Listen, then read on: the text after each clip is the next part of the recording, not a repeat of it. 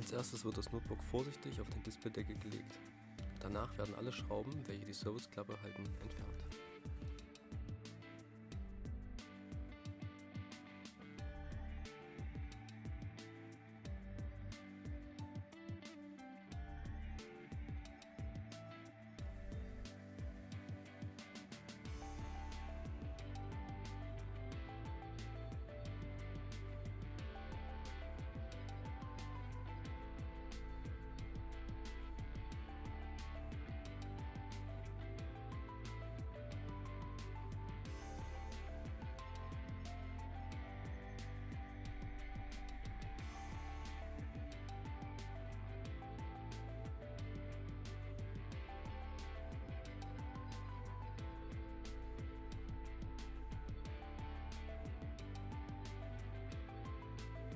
Die hier markierten Tastaturschrauben lösen.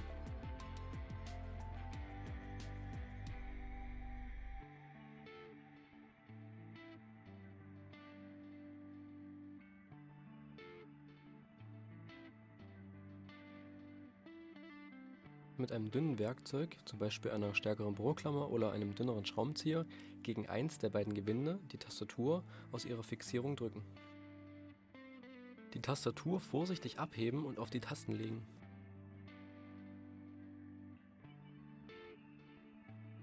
Die Spangen am Mainboard vorsichtig ca. 2 mm nach hinten schieben und die Flachbandkabel lösen.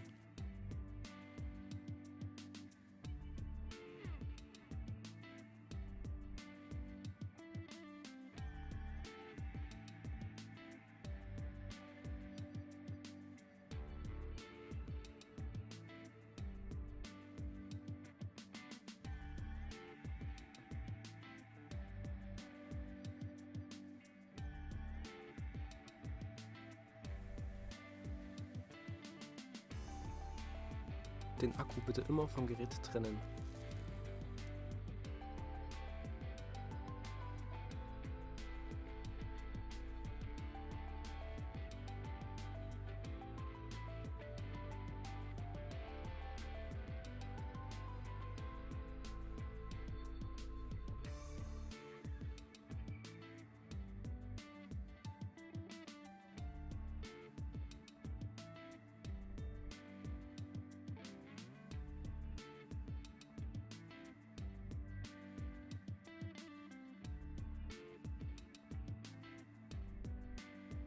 Die SSD mit dem Formfaktor M.2 wird im ca. 45 Grad Winkel in den Steckplatz geschoben, nach unten gedrückt und zum Schluss mit einer Schraube fixiert.